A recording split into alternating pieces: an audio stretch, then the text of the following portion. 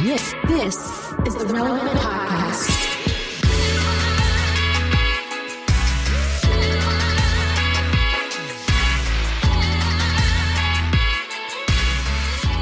It's episode 1167, and it's the Relevant Podcast here in Orlando. I'm your host, Cameron Strang, and joining me from Loverland, Virginia, it's Jesse Carey. Hello, hello. And from LA, you know him from Social Club Misfits, it's Marty. As I live and breathe, people, Now, as I live and breathe. Now, you might have noticed, dear listener, that in the last few weeks, we're primarily playing with three people on a show. I've been playing it off like, oh, so-and-so is traveling. So it's also been strategic. We're playing with the cast dynamic. Now, all the cast members are still in the mix, but we're shuffling the deck.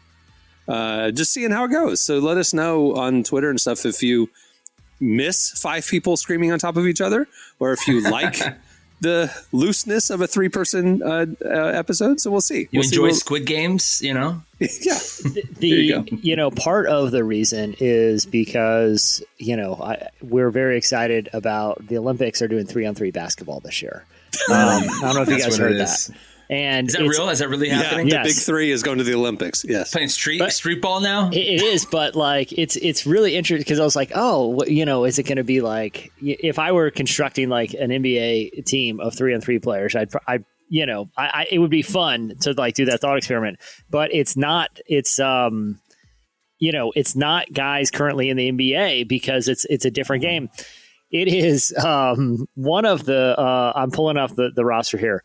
It's Professor. It's Earthquake. And one guys. Imagine those. Imagine those three guys versus like Earthquake. Versus like El Salvador. Remember El Salvador? They lost like 97 to like 12. Like imagine like three of those like Harlem Globetrotters like bouncing off people's heads. That'd be amazing. That's the Olympics I want to see. Hot Sauce puts the ball under like some like Norwegian guy's jersey. Yeah. No, I think I'm glad we're talking about this because this is my favorite sports team that's ever been constructed. Okay. This is the 3-on-3 team. One of the players shoots underhand, like granny shots. It's the game or free throws? Free throws. Okay. But still, it's Canyon Barry, of the Barry, Rick Barry. Oh, Rick Barry's son, right? Wow. Yeah. I think he played for Florida. He continued his dad's weird legacy of shooting free throws underhanded. So we have one granny shot shooter. We have one former professional podcast producer at who worked for Gimlet, like the podcast studio. Seriously? Yes. He was like a college basketball player. Like dabbled in pro, but decided he wanted to get into true crime podcasting. He's been like a true crime podcast producer at Gimlet, which is like a legit. This isn't like a basement podcaster. This is a professional podcast shooter, a granny shot shooter, and Jimmer Fredette, the Mormon, unbelievable college basketball player shooter, but could not hang in the modern NBA. Those are who we got. That is USA right there. Underhanded shooter, podcaster. And Jimmer Ball, man. I cannot wait. This is my favorite. Are they not allowed to use event. Professionals? Is that what it is? Are they not allowed to? Is it just like one of those systems where it's like elimination where you just put your name in and they got the three people? Like, how did this form? They said, what is the most interesting combination of humans we can get? What about a granny shooter, a podcaster, Jimmer? Dude, we have a direct comp here. I'm the podcaster. Jesse, you're Jimmer Ball. And Marty's clearly the underhand free throw shooter. I do that when I bowl, too. I mean, it's everything. It's literally, I underhand everything. I think the idea, I don't think that like NBA professional basketball translates to this 3-on-3 game. I actually think that it's a little bit different than but the big three, like that summer league that Ice Cube started. It's a lot of former pro players that have adapted to the street ball three person game. It's also barely watchable. Have you ever watched it? It's like, why do I feel like the soundtrack's like a whistle, like doo doo doo. And the guy's like playing basketball to that. Like that's the level of quality they are right now. No, I'm very much looking for. It's like table tennis to tennis. You know what I mean? Like I'm not going to put I'm trying to think of like a famous tennis player, Pete like, Sampras or whatever. Sampras, Sampras. Yeah, he's only been retired for 20 years. John McEnroe versus John McEnroe. Yeah. Who is that? The rebel guy in the 80s? Andre Agassi. Andre Agassi. By the way, his shoes are still fire. If you look up Fern, Agassiz, Fern wears them still. He wears them They are actually all the fire. time. Like they're one of the best sneakers of all time. John McEnroe just did a collab with Travis Scott. His shoes came back too. Those old 90s, the Agassiz and McEnroes are fire, dude. I'm looking So at cool. the Agassiz. They're called the Nike Air Tech Challenge. Yeah, there's a couple different like colors too. There's a couple like vintage shoes that are really going right now. Fluorescent splatter paint on this part of the design. But either pink. way, I'm all about this NBA. I say NBA. This is nowhere near the NBA. This USA Olympic 3-on-3 team. I just love that they picked the most fascinating group. I feel like this is a movie waiting to happen. You know what I mean? Like dodgeball. Yeah. like I can see the guy, like he's got his headphones on. He's in the Gimlet Studios mixing some murder pod, and he gets, and it's a call and it's like an unknown number. And he checks a voicemail. It's Jimmer Fredette, Like I want to know who USA has recruited for our breakdancing Olympic team. Oh yeah, there's a breakdancing challenge. Yeah, is it random that. podcasters or is it like actual amazing Is it weird when you have like the American team, like for instance, like the breakdance team is all Asians and then it's like versus China, which China's like, or like Japan where they really take it seriously. It always feels like a little odd to me. Like I don't know, is that I don't know if it's legal. Not that white like males are American. It's just that like you guys invented it over there, and then we have your children playing it, doing it versus like it's a weird doing it better. And it's like baseball. It's like it's like America, and then our entire team is like the Yankees, which they're all Dominican and Puerto Rican, and we're just crushing everybody. I like the Olympics are just like, look, man, let's get weird this year. Like, let's just get weird. Like, we've got enough track and field. Like how we've seen people throw, the shot put and run around the track. We got it. We got it. Let's get weird this summer. Sometimes I think the trans thing is just them marketing ploys. Like, hey, let's just throw a girl in it. Who cares? Let's throw a guy in it. Let's just throw this person in it. The views of Marty do not represent the relevant media group, the Relevant Podcast. Let's mix it up. Let's mix it up this year. All right. I got a great idea. Oh my God. Caitlin Clark versus no. I am on goat.com right now shopping for the Andre Agassiz and my friend, certain sizes go up to $2,400. Certain sizes are only $240, but that's We're crazy. They're pretty cool shoes. Okay, here's My what size are $608. here's what I want for the next summer games, 2028. I want co-ed church league softball. And you have to be a member. Co-ed. You have to be a member of a church, right, to be eligible. It's got to be church league because that's a different game. It's got to be. But that means the Muslim countries can't participate in this. I didn't say what religion. You just faith community. The faith community. Yeah, it's church league. The synagogue versus the mosque versus the church. Do I see Jewish guys, playing that? I don't know if I see that, but yeah.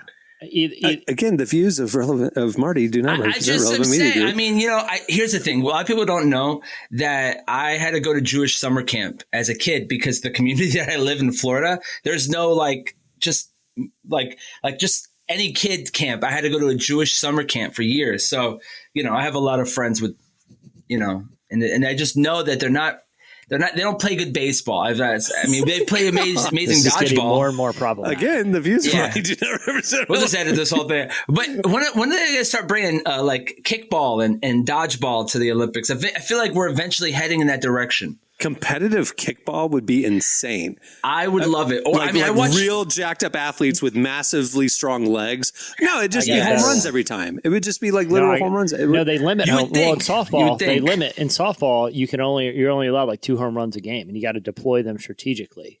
Oh wow! Like when you play good. adult league softball, you can't just hit it out of the park every time. You only get a couple per game. So you want to use them after you know what I'm saying? So if you've used up your 2 and you hit a dinger, is that out? It's an out. Oh, wow. And so that's why you want to load up the bases, then hit your dinger, but then save it for a point in the game when you kind of need it. Anyway, no, here's the GOAT. This is the one that needs to happen. You guys ever seen kids play Red Rover? I picked up. Yeah. Where it's just lining kids up and having them smash through each other. And Adult, sometimes the teachers are Adult- involved. Like, They always pick the two girls, and it's like a big guy just adult- plowing through. adult Olympic Red Rover, where you have the biggest, meanest people in a whole country just plowing fourth through grade, each other. I made a girl cry. I plowed through her on purpose and like snapped her arm. Like she acted like I broke it. I mean, I didn't She's break really cute. it. I liked her. Yeah, of course it was the girl that I wanted to get her attention. Of course, yeah. And she hated me. It backfired. But wouldn't you want to I see haven't played Red adults- Rover since fourth grade. But wouldn't you want to see adults do it on the Olympic level? I would it's love to. I almost mean, I like feel it's- like Russia would win. I don't know why. I just feel like Ukraine, Russian. The arm wrestling or the slap fight, it's almost like that crazy arm strength stuff, Yeah. because Red Rover is all about keeping the grip. You know what I mean? Yeah. Like not letting It's all that about person the break kick. through. How many broken arms and fingers do you think we'd see? I mean, The every amount of match. powdered hands doing this. man. I would love to see dodgeball. I've been seeing on my feed right now. There are some really competitive dodgeball, like co-ed leagues. And some of these guys, they're just dominating, like behind the head shots, and they're allowing faces to get hit. You can still get hit in the face now. Pretty amazing stuff. I'll tell you this: I watched some competitive tag on the Ocho one day. Now those Ocho. I was they at are your house. athletes. We were watching it. They have those old cages they I run love around. that. I They love are that. Yeah, I athletes, love it. man. They are athletes. They are nimble. I love it. Yeah, they're squeezing through. They are But nimble. you could see some podcasters making the Olympic tag team. You know what I'm saying? Like you get real people who are just The quick. tag team. I like just spry. It's just our country's most spry. Why don't these games exist? I know on ESPN randomly in the middle of the summer you might see some cornhole and stuff like that, but like there should be games of all these rando sports or games. If like I would- there should be a event. There's I'd no watch it. Yeah, I'd watch it, but I also feel like whoever would fund it would absolutely lose money. But if I was like Jeff Bezos or something, we would have the recess bowl, and the country's finest recess athletes as adults would come and compete in all of these. You need someone like The Rock to be like a sponsor of it or something like that, where he's like, or like somebody with just like a jacked arm that knows how to throw. And I don't know. I feel like it could go somewhere if you have the That's right the thing. branding All these behind it. billionaires want to invest in like going to space. Okay, fine. I'm doing something different with my billions. That's how my perspective. You guys can have the skies. I'm having the playgrounds. That would be my motto. That'd be not the Olympic Games, it'd be the playground games. And it's an adult playground game. I love it. Would you say it was a recess Yeah, league? it's called the World's Recess, and the world takes a recess, and we play these games. We all come together and we play. I don't old like school. recess. Recess is like I used to go chill under the one tree. Like I didn't do anything during recess. That was my break we time. wouldn't even have stands or bleachers. I It'd like just the be name trees. playground because it's about playing these games. Playground, the playground games. If I'm funding this operation, I get to know. I'm the billionaire here in this imaginary story. I'm the billionaire. Please. All right. We have a great show in store for you today. Coming up later, we talk to speaker and author Ashlee Eiland. She has a new book out that addresses a very timely topic. It's an election year. There's going to be a lot of tense conversations, disagreements. She talks about how to engage those things in a positive way, a Christ-like way. You don't want to miss that conversation. Also, at the end of the show, there's a lot of college grads out there who now have no clue what to do. So we have an edition of Ask the Cast, recent college grad edition. You don't want to miss that. That's at the end of the show. But stay tuned. Up next, it's Slices.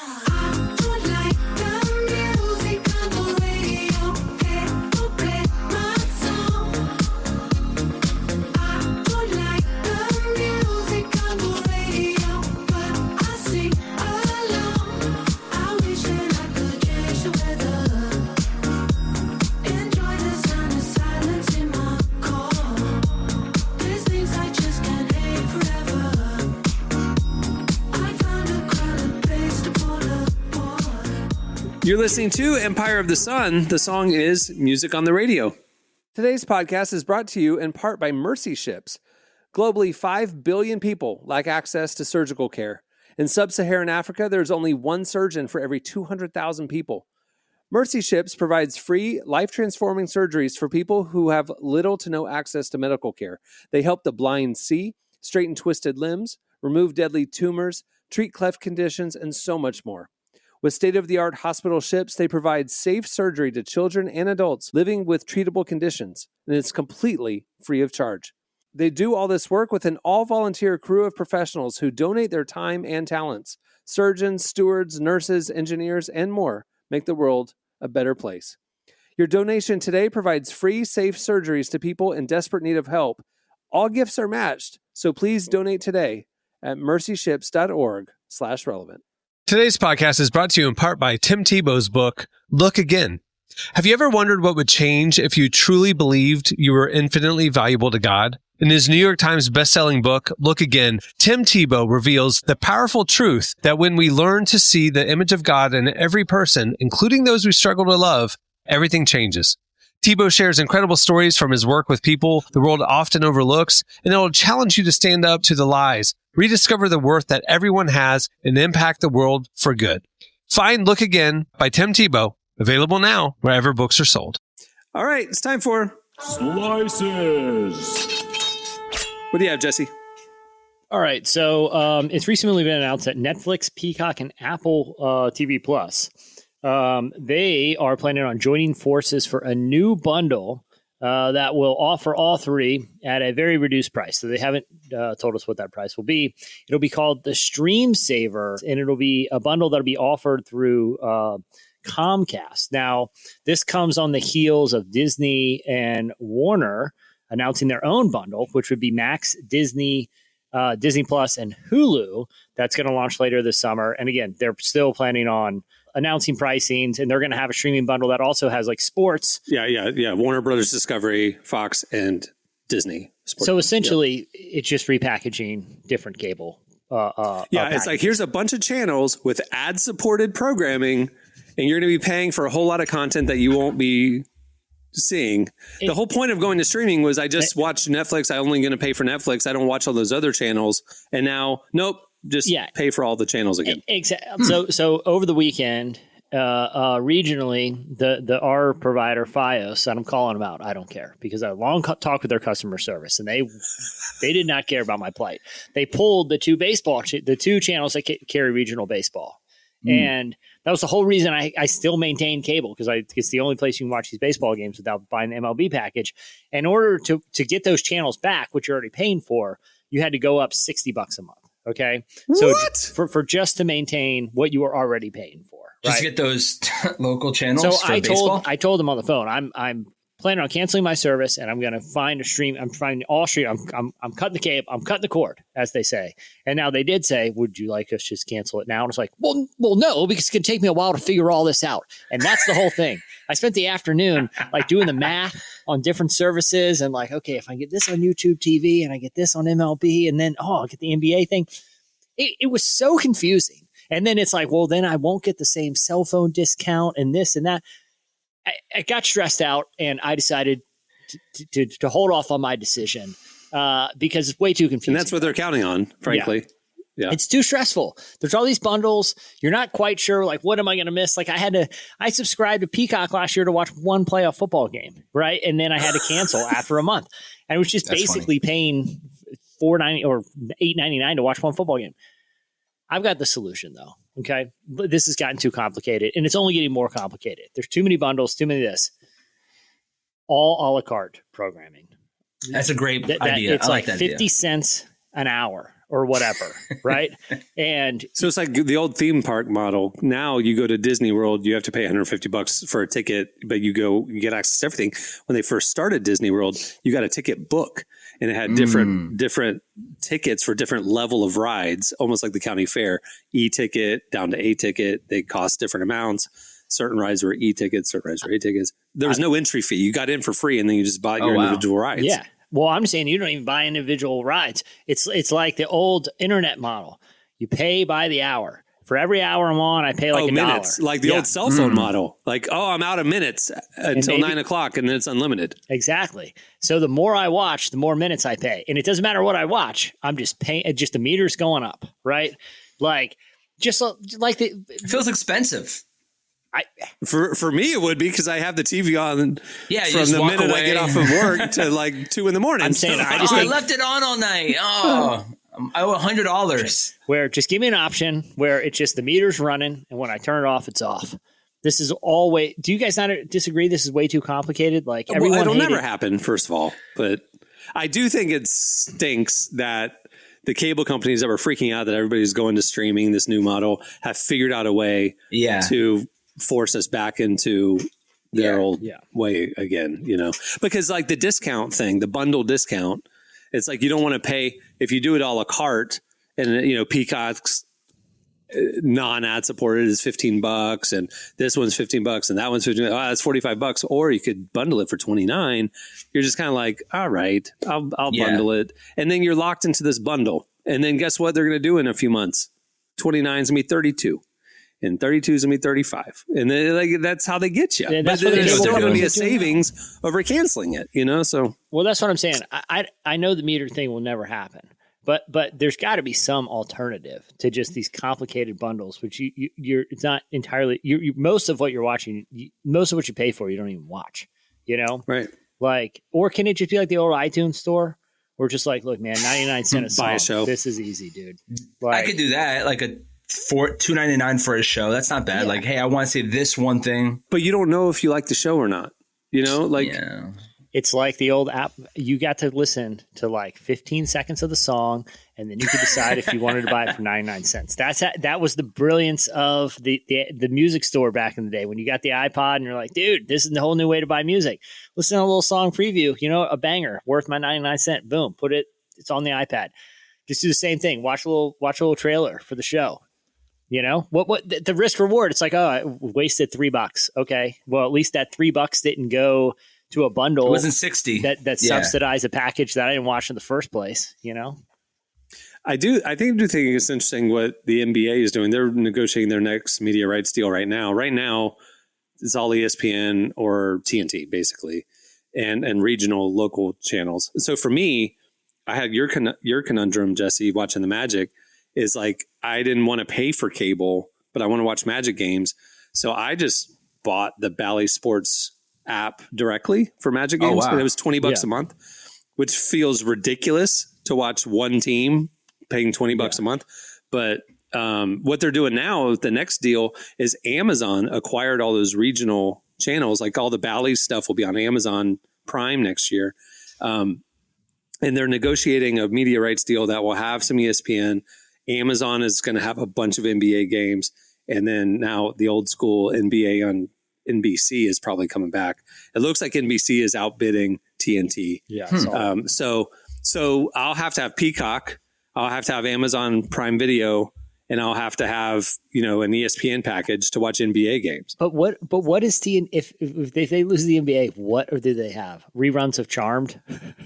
They have like crime shows, don't they? Like crime dramas, like Law and Order and stuff. Yeah, a lot of SVU. I was listening to a podcast, sports pod, the other day. And like, how many episodes of Charm have you accidentally watched because you woke up in the morning and it was still on TV? It happens to me once a week where I turn on the TV and I fell asleep watching basketball and I turn it on and it's some witch show from the 90s. Yeah. I was going to say, that was like me. And there's like this one show on TNT that's like named after pasta or something like that. It's like Rizzoli and like Frajol or something like that. It's like two detectives. Yeah. And I'll wake up in the morning and I feel like on purpose, they don't like mix the sound right. So out of nowhere, you just hear a woman yelling. I'm like, oh, what's going on? And is that Rizzoli or Frajoli? Oh, I was like, what was this pasta Frajol? What am I watching over here? But it's like two pastas. But like that happens to me all the time as a kid. I'd wake up in the middle of the night and be like, who's screaming? And it's these two. But if they don't have the NBA, how am I accidentally going to watch any of their other programming? Exactly. Well, I'm not mad at it because we're gonna if NBC does actually outbid TNT, which is still up in the air, but it's looking likely, we're gonna get the John Tesh theme song back. So. Basketball. Can we have without the words? Have you ever seen that skit? That was so great. Yeah, that was early. Tim Robinson. Yeah. All right. What do you have, Marty? What's going on, guys? All right. So I just have to do it now. Now it's like my calling card. All right. So we have a serious problem in society right now. Men are struggling and men do not know how to clean themselves. Slate just did an article about how women, especially wives, are finding out that their husband husbands do not know how to shower properly, do not know how to wash their bodies. And so we have a journalist who, his name is Farhad. He went into Reddit and started doing deep dives into hygiene habits of men.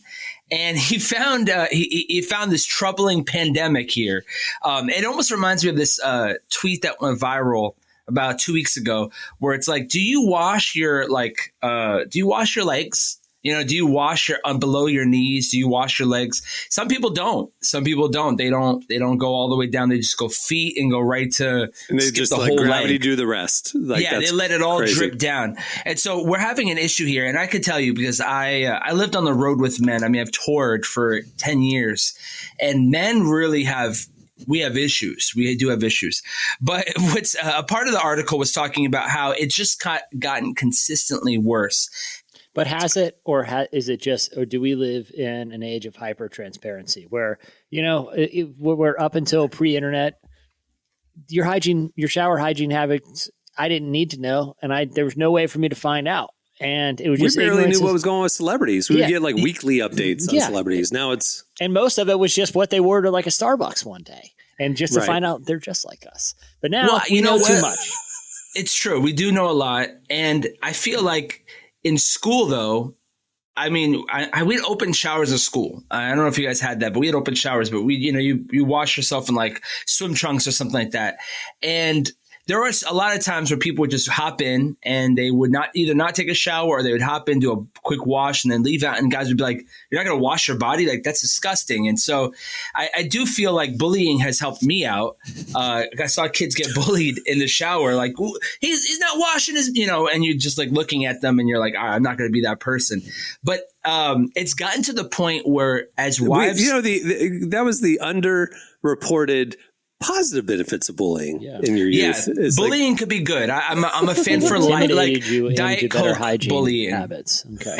Yeah. And so I also feel like, I mean, a lot of men don't even know how to wash their bodies. And one of the quotes was her husband grabbed a sponge, like a sponge he would wash his dishes with.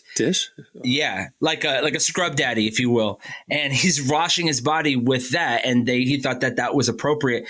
And let me ask and this, it's becoming. Hold on, let me ask this. In that case, that thing can scrub dried eggs off of a nonstick pan. Okay. Yeah. You're telling me it can't handle under my arms? That's way better than it's going to rip you apart, man. It doesn't every single day washing. It seems more hygienic to me with something that is. You're removing the outer epidermis layer. Like, you're deep cleaning. It's like a facial. Like you're removing the entire layer. It's a of loofah situation over here where you're scrubbing and you're ripping off skin. But I just kind of want to read some of these. Quotes that some of the wives have brought to the attention. Men peeing in shower. Men pooping in the shower. No. No. Yeah. Yeah. The real thing. Wives are upset. As they should be. You know what the greatest innovation has been? One of in our time that like Febreze. No, this is probably the last 8 years. Here we go. I don't know when it came on the market, but I just know when it the was wipes. a game changer. No, it was when it was shampoo, conditioner, body wash, moisturizer. It was olive like oil. 5 in 1. Yeah, it's like 8 things. It was like I'm no longer having to buy all these different bottles from the drugstore. Please don't tell me you actually use that stuff. It is all in one. The 8 in 1. It's toothpaste. It's everything you you need. Shave with it. You shave with it. You can wash dishes. It's like with it. Army. Like the Army invented it. It's like a prototype. It's like just wash everything, brush everything. It literally says you can take stains off the driveway if you need to. Like this is. No, for real. The Ford one like deals. No, you don't. I maybe morning. it's our hair's different or my hair's longer. I don't know. I can't. That stuff. It gives me like an evangelist, like pompadour situation with my hair. Yeah. I can't use that stuff. There's too much buildup. I don't like it. I used it. Yeah, and you know what? I mean, it's funny how this I article can tell you used it this morning. Look at your hair. I was wearing a hat all day, so you have the scrub daddy face on your forehead right now. Just kidding. I used it in a rec center shower this morning. Just bare bones, man. That's all you need in life, Raw, just skins ripped off. Just the funny part about this article to me is like it started out as men, do you clean? And it started where the wives and girlfriends just started jumping into this conversation and be like, my boyfriend does, and the complaints have just stacked up over time. And so, I don't know about our listeners, but I hope that we all know how to wash ourselves. One thing I will say is that, for the most part, when you live on a bus, like I've lived on a bus for the last 10 years touring and stuff like that. Not because you're homeless, because you were not because I'm homeless. One place to another. Yes. Yeah, correct. Just because I like riding buses. Just kidding. No. I like the Greyhound. But I like the really cool crowd out in front of the station. But touring with these buses, you're not allowed to use the actual most touring, you're not allowed to use the actual shower that's in the bus. So you go to a hotel and something like that and take a shower. But that time I feel like in the shower is like your valuable alone time. I feel like even now as a dad, like that's the only time I could really just be by myself. And like, sometimes I just sit in there and I cry. I like being in the shower. I couldn't imagine not fully washing ourselves, but each his own. But I would say, men, start getting in there, start doing some deep dives. I often cry in there too, but mainly it's because the kind of soap that I use is extremely harmful to the eyes. Only. It's Tears extremely only. harmful to the eyes. Even one drop gets close, and they're burning all morning. So it's bleach. Yeah, it's paint. It's paint thinner. Yeah, he's in there. You feel clean. This is army grade. You've never been cleaner. Okay, I'm bringing a slice today. I'm gonna shift a little bit more towards media literacy. So, and I've been in some group chats recently where some very smart people have kind of revealed that they don't read the articles. Like, we'll share links back and forth. Hey, check this out or whatever. And they have this big hot take and reaction based on reading the headline, but they send the link and I'll read the thing. And then I'll notice that they're saying, or they're upset about something that's actually not the case at all. You know what I'm saying? Like the headline was written to get a reaction. Huh? How old were these people that you're referring to? 30s? Oh, I mean, like... That's what I'm saying. Like, this is the thing is like, my own friends are like, I'm like, I feel like I'm the one person in the wilderness screaming, read the article before you have an opinion that you share. Anyway. Okay. So something happened this morning. This is the Tuesday show. We're recording it on Friday, May 17th. It is the second round of the PGA Championship. I don't follow golf at all, but this was all over my feeds this morning, all over social media. Apparently the number one golfer in the world, Scottie Scheffler. Was going for his second round, tee time at the PGA Championship in Kentucky. And he was going early this morning. And there was a tragic accident where one of the trams with the buses for the spectators hit one of the workers and tragically killed them. So the road going into the golf course, the Valhalla golf course, was all backed up. There's police everywhere and all this stuff. But Scottie Scheffler's sitting there going, it was pre-dawn. Like, hey, I have a 10 o'clock tee time. This is my job. I got to get into the country club. And so the story is that he went around onto the median and he was fighting with cops and cops stopped him, whatever. And he ends up getting arrested, charged with a felony, several other counts for like second degree assault on a police officer, other lesser charges, third degree criminal mischief, reckless driving, disregarding signals from officers, all this stuff. Gets booked in jail, gets released, makes it for his tee time. Yeah. Okay. So that's a happy ending to the story. So all social media was talking about was like, oh my gosh, Scottie Scheffler, felony, assaulting officers. Everybody's waiting their turn and he's all entitled and like going around on the median and all this stuff. And I was like, the hubris, what a conceited person to think he's above everybody else and he's going to cut corners. Good for him getting arrested. That's kind of what I was thinking based on the social media discourse. And then I read the article. And none of that actually is true. No, none of it. It seemed like I just saw the video. And people were like, "Cops are." It seemed like a clear misunderstanding. He was being directed by the officers to go here because he did roll down his window, talk to an officer. Hey, here's who I am. Here's where I need to go. He said, "Okay, go over here." So he was following the directions of the officer, and then encountered another officer who wasn't part of that discussion who, quote unquote, attached himself to his vehicle.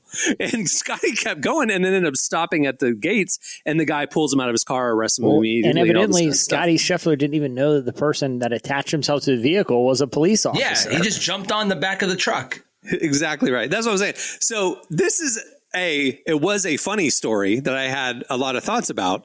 And then when you're presented with actual facts, I feel really bad for the guy.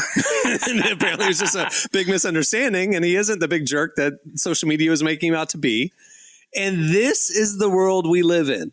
Think about like that. I mean, it's a dumb story, but it's like I chose to dive in and actually read an incredible news source about what actually happened and found out that everything everybody was saying was completely amplify wrong. That to global conflicts. Right. You know what I'm saying? Like, right. Amplify that to a country invading another, but people or they read a headline that's purposely misleading to, you know what I mean? That happens. That's a funny example, but I'm saying like, just scale that up and then add a dose of malevolence, you know what I mean? Where someone intentionally wants people to be misled and will withhold key pieces of information to make it seem like if a story says something that is a radical departure from reality, you know? I'm also, this is kind of like goes along with another little thing that we saw today, that USA Today announced that they're going to be adding AI generated bulleted key points or summaries of their articles at the top of their articles. Now, certain sites like Axios have already been doing this, not AI generated, but summary type stuff, complicated long form stories. Just so you can get the bullet points, the key points. And when I saw this, I thought, oh man, this is the further dumbing down of America. Yeah, I think USA Today back in the 80s and 90s was derided in the journalism industry because it was like, they called it like a Mick newspaper, because it was like they took thoughtful journalism and distilled it down to 5 paragraphs. You know, like it was the dumbing down of thoughtful reporting.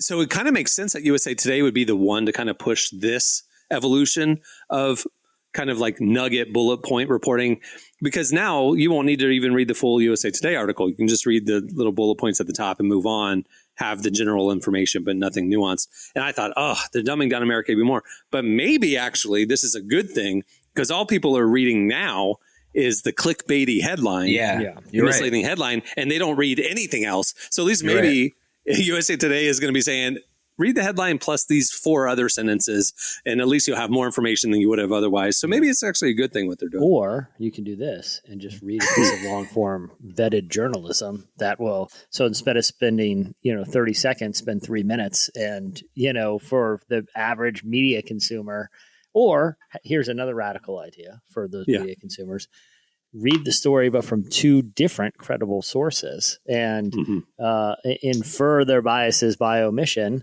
and filter as needed. You know what I mean? Like there's no shortage of sources or information. And, like I said, read 2 credible.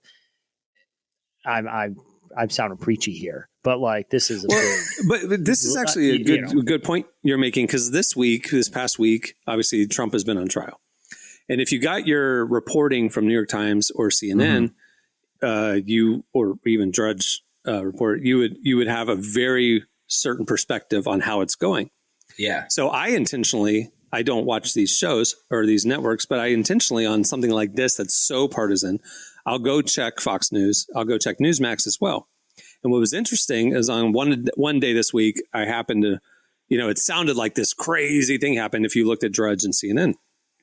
And then I go over to Fox News, and the sole headline that they had about that day's trial was about Michael Cohen's Dirty Mike's Dirty Mike, and how he was corrupt for recording Trump.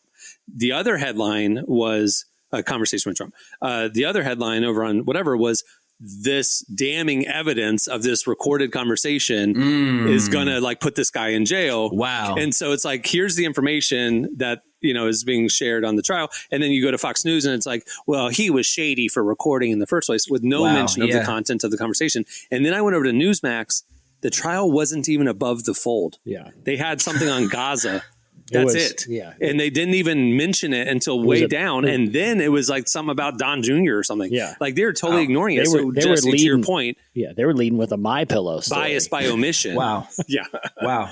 But it's just interesting. It is really important in this era of very divided information, very biased information in how things are reported, that you actually think and educate yourself. Like if this headline looks crazy to you, read what actually is going on. And then like Jesse said, maybe check another source that maybe has a different perspective on that thing. Media 101 is if it seems sensational, it probably is sensationalized. Like, especially in the internet era where if they got you to click, they did their job. You know what I mean? You know, the one site I would say to everybody to check every day, because it has zero bias and only a great, amazing reporting, is relevantmagazine.com. All right, that'll do it for Slices. Stay tuned. Up next, Ashlee Eiland joins us.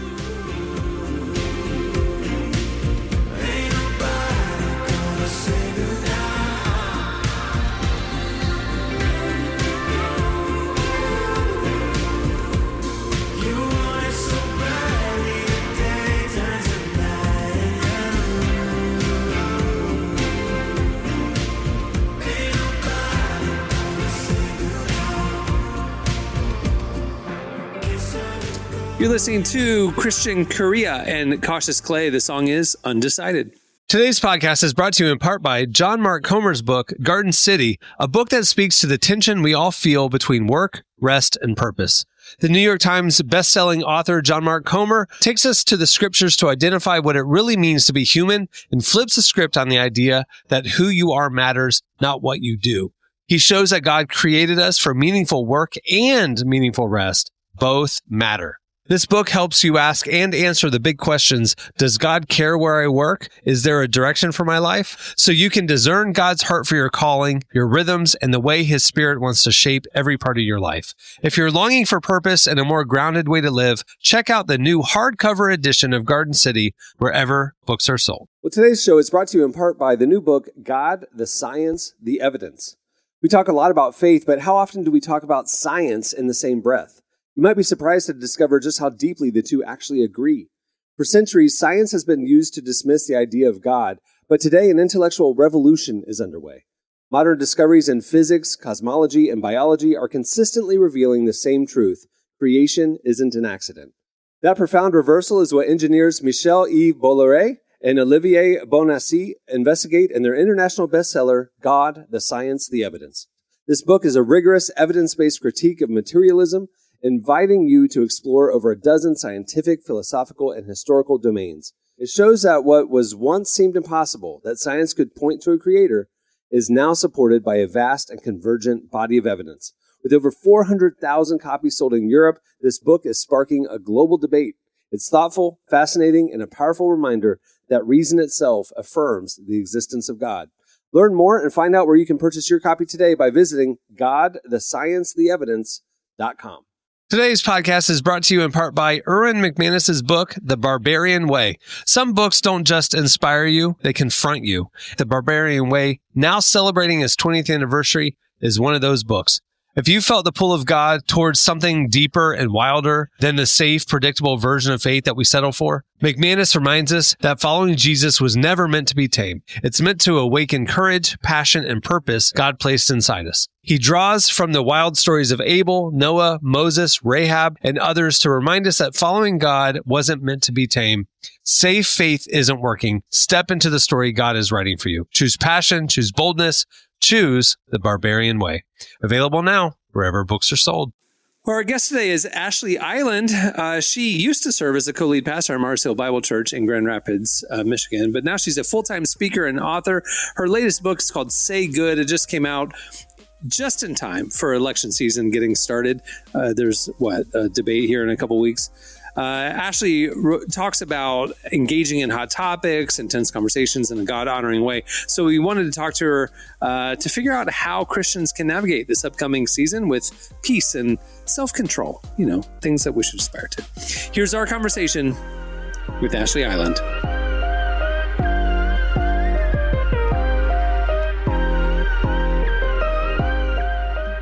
Well, your new book, Say Good, is all about engaging in hot topics and tense conversations from a healthy Christian perspective. What made you want to write this book right now? It's funny because when you start writing a book, you're almost a year and a half, 2 years out from when people will hold it in their hands. But I think I anticipated the upcoming presidential election, particularly when we were looking at release date. This is sure, it already is a contentious one when you look at how things are shaking out. But at the time, I wrote it in response to Ahmaud Arbery's death in 2020. And I had friends who were really stuck, a little paralyzed in considering how they might respond to such a tragedy. They were people, mostly white women, who were reaching out to me in the context of relationship, asking, hey, how do I say this? I want to say something. I also know we're centering Black voices, particularly at that time of 2020. That was really online, quite a sweeping movement of centering Black voices. And so they were struggling and saying, how do I center voices that are different from mine, while also genuinely showing up as one who cares about racial justice? And so really the book is a result and the outcome of me wrestling with them on how do you actually know what to say in response to some flammable headlines? How do you know what to say when you're in a relationship with someone in your family who thinks differently from you or votes differently from you? So it really became this exercise in discernment and collective discernment around how to know what to say and when, especially when hot topics are involved. And then as we considered the release timing, I said, well, this is a perfect offering, although non-exhaustive. We don't cover everything, but hopefully it serves as a good on-ramp for a practical tool for helping people figure out how they show up in the world with their voices and in response to such important topics of our day. In your book, you write about not only how to speak out, but when we should speak out. And I think that's an important question a lot of people don't ask themselves. So how do we discern when we should speak out about something? Yeah. So the first two filters, and I kind of get to these two things indirectly in the book, but even as I've considered what I wrote and how it's developing in my own heart and mind, the first question that I would ask is like, what's my motivation? Why do I want to say something? Is it so that I can show up and others can view me as an ally in relationship to a given cause? Is it really centered around others' perspective of who I am as a person in alignment with my values? So that could be one motivation. I want other people to see me a certain way. And oftentimes that's kind of dangerous because then we enter a performative space where this is classic virtue signaling, where we want other people to think that we care deeply and align our lives around a certain topic, even if it's not something that we hold fast to in our private lives. So you can ask that question of why and come to a place of saying, no, I really feel like my experience and where my life has taken me can lend some collective good to how we walk this out together. To me, those are my favorite considerations when it comes to should I say something, because perhaps you're sitting on or have some sort of life experience that we need to bear witness to together. And that could be helpful for collective humanity and an approach to a hard topic. So motivation would be the first question to ask. Why am I wanting to say something? The second consideration would be around one's own pain and relationship to emotion in response to a given topic. So there are some headlines that if we were to pluck one from any news source right now that are going to hit certain people differently based on their own journey with pain, trauma, mental health. Even as we're in this, the time of this recording, it's May, Mental Health Awareness Month. I'd say anything that's unprocessed pain, and I'm not a therapist, so I have plenty of friends who are therapists. I have 2 therapists myself, so I have experience with therapy, but I'm not a licensed therapist. But what I would say is in my public facing speaking endeavors, one question I ask myself is this coming from a place of unprocessed or processed pain?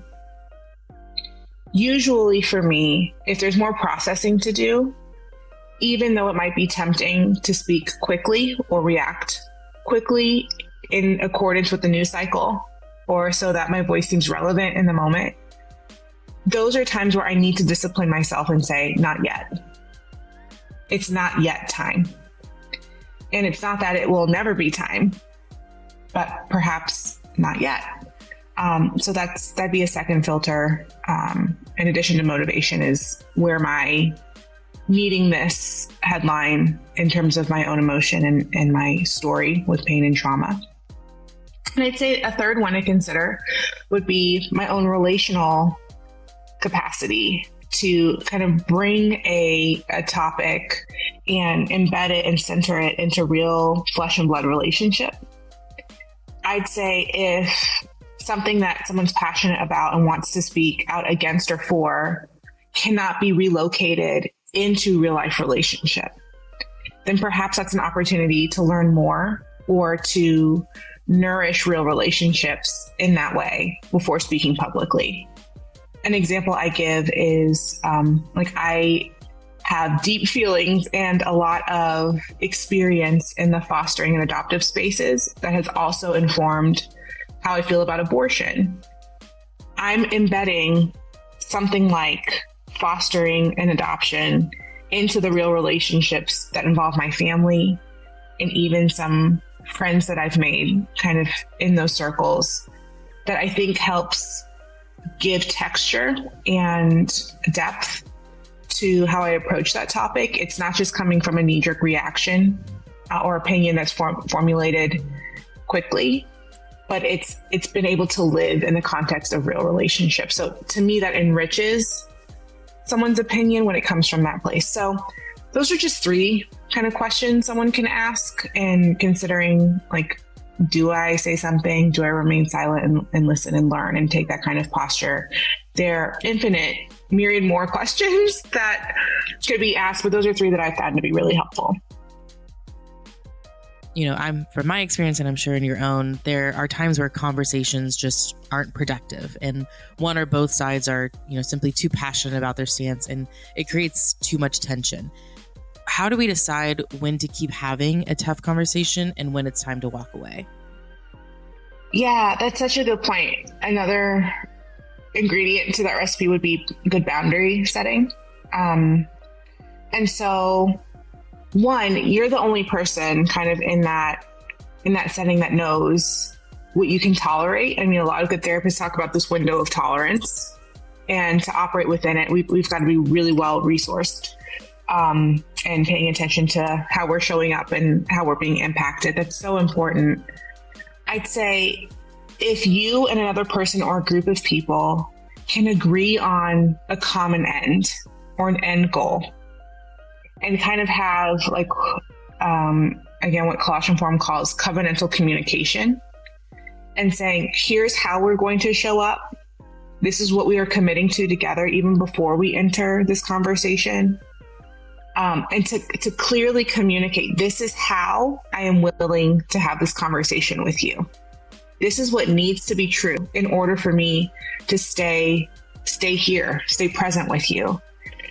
To have the other person and you agree to that. And then to have stated consequences. Should you call me out of my name? Should you say something that offends my character and comes after, like, my inherent dignity and worth as a human being, the conversation's over, right? And this is all varied based on kind of how you're coming in and what the relationship is like coming in. Perhaps it is, yep, even if there's a violation, we still have a couple tries in us to keep showing up at the table. Again, it's all dependent on kind of where you are and where this relationship is. But there are absolutely times when it is necessary to say, it seems like we cannot have this conversation in a way that is mutually beneficial and loving for both of us. And in that regard, until you are ready, right? Until you are ready to show up and agree to those boundaries, or those non-negotiables that we've set, then we're going to have to be in a relationship a different way, or we're going to have to, in some cases, not be in a relationship at all, right? If it's harmful, I would never advocate for someone to persist through situations where there's harm being done. But this is where high emotional intelligence and doing your own work and having other people to come alongside you and say, like, this is a season where perhaps you can handle more in the way of a contentious conversation than you once did. Or maybe it's not a season, it's a season where one of my therapists used to say, like, you need to find soft spaces. And if that conversation doesn't feel soft, then maybe it's not the time.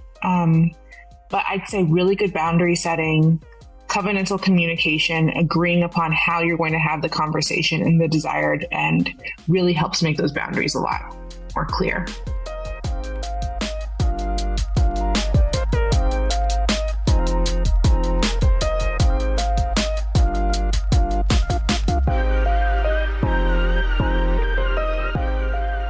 That was Ashlee Eiland. Make sure to check out her new book, Say Good. It's available now. All right, stay tuned. Up next, it's Ask the Cast, College Graduate Edition. Face life. Sit with your emotions. It's what I do when I write songs. They told you not to cry, but it's not a hill you should die on. That fire deep inside the Messiah. He's saying fight on. Motel 777. Heaven left the light on. The kid's back. I don't need no introductions. Living out my dreams seems my only interruption. The devil's out for destruction. I'm out here just to crush him on the hill of these dunks, and that ain't up for discussion, dawg. Yeah, this what I was born for. Throw my head back and laugh, driving. You're listening to 350 Marty and No Big Deal. The song is Left the Light On. You can hear that song on the relevant hip hop playlist on Spotify, by the way. Just go check that out. We got a hip hop playlist. We got a Heard on the Relevant podcast playlist. We got a worship playlist and ND playlist that we update regularly. Well, today's podcast is brought to you in part by the new book, Confessions of a Christian Alcoholic. Author Jonathan Seidel knows firsthand how even believers can get stuck in shame and destructive habits, especially when it comes to one of society's biggest obsessions, alcohol. In Confessions of a Christian Alcoholic, he details his spiral into disordered drinking and shares the 4-step process he eventually used to break free. There's hope for alcoholics who become Christians and for Christians who become alcoholics. Find Confessions of a Christian Alcoholic wherever books are sold. What if you could change a child's life with just $10? Right now, thousands of vulnerable children in East Africa are suffering from jiggers. It's a painful, preventable parasite that burrows into their feet. Soul Hope is the only organization treating it through foot washing, medical care, and durable closed-toed shoes that protect kids long after treatment. $10 may not seem like much in today's world, but when we come together, those small gifts add up to big change. Join the 10 for 10 campaign. $10 protects 10 small toes. Visit soulhope.org/10 to give now. One small gift makes a big difference. Again, that's soulhope, SOLE, hope.org/TEN. Okay, a lot of recent grads are out there wandering aimlessly, having no clue what to do. They don't even know how to shower properly. You know what I'm saying? Like, they need help. So we did an Ask the Cast. We asked you guys for your questions. We specifically said, if you've recently graduated, what are the questions you want the cast to help you with? So here we go. You hit us up on X at Relevant Podcast. Here's some of the questions for Ask the Cast. Recent Grad Edition. It's Ask the Cast Recent Grads Edition. Okay. How do you handle working with somebody who constantly gets on your nerves? That is from Bradley P.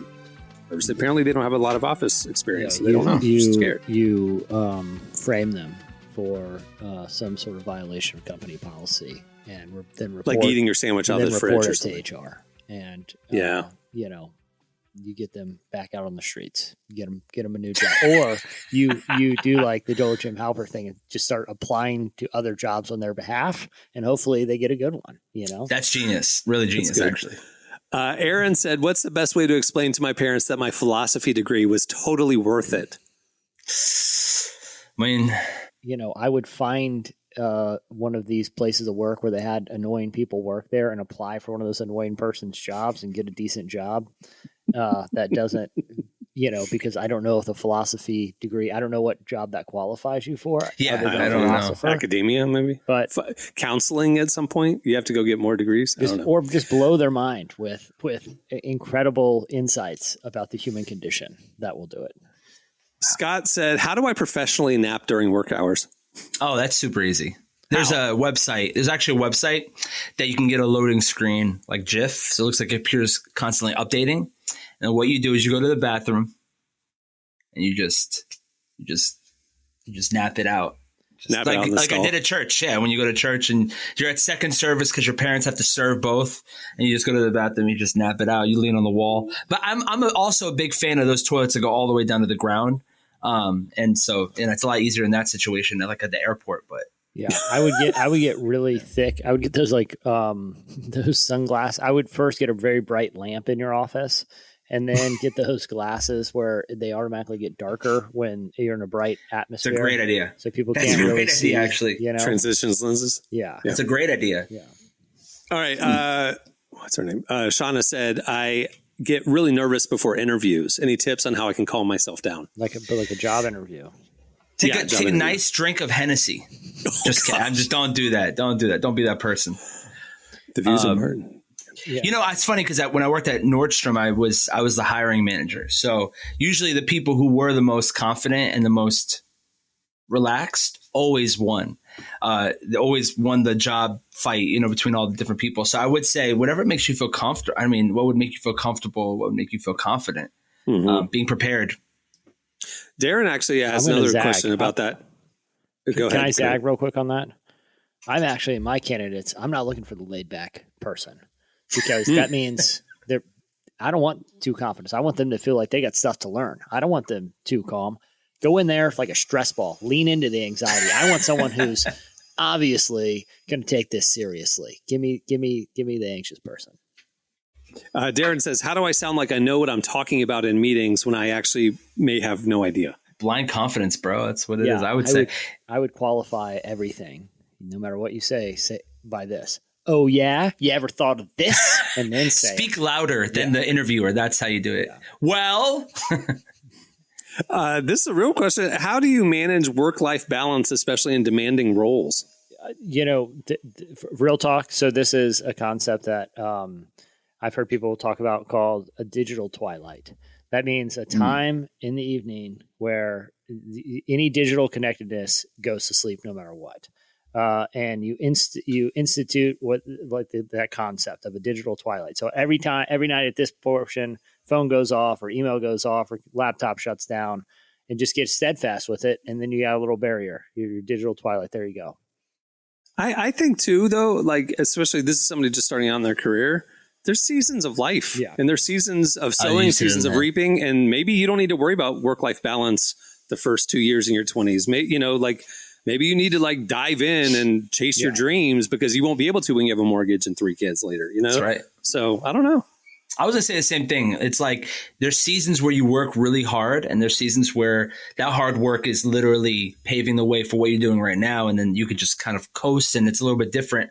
The work ethic changes, so it's really up to. It also depends on what kind of job do you want.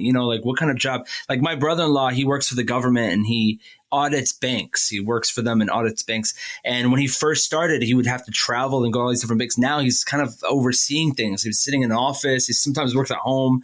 It's not as aggressive as when he started because he put the work in. So there are going to be years where you just have to put the work in and go hard. And there's some years where you don't have to, because you've already paved the foundation for what you already do. Yeah. All right, last question. Everybody tells me college is the best years of my life. Now that it's over, is that true? Yeah, it's all downhill or uphill. I think it's uphill. Because that's the struggle. The college was never going to get better. No. There's always, what? huh?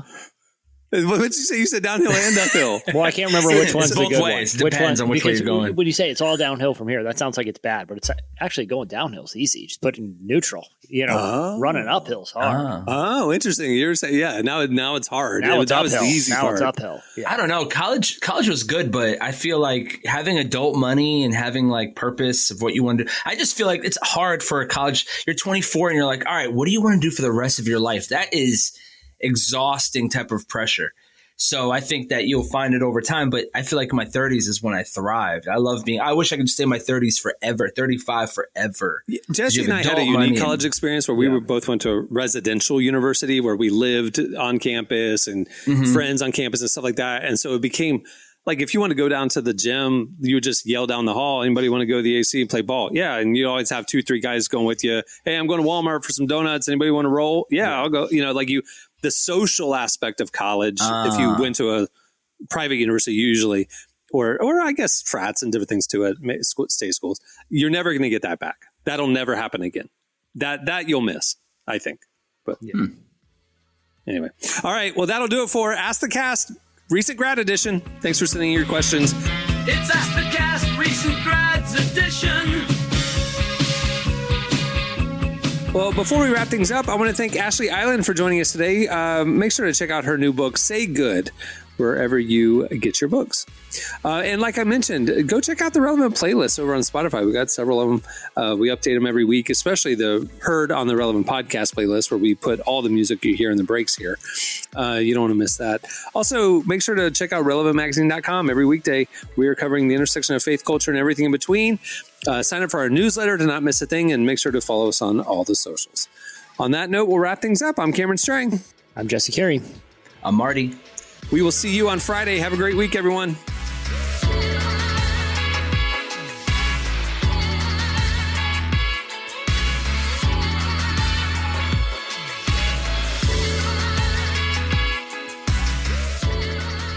Thanks for listening to the Relevant Podcast. Check out our features, interviews, and news updates every day at relevantmagazine.com. And make sure to follow Relevant on Facebook, Twitter, and Instagram for the latest. For more great podcasts, browse the shows on the Relevant Podcast Network, which you can find at our site. And while you're there, don't miss the all-new era of Relevant Magazine. A new issue releases every other month at relevantmagazine.com.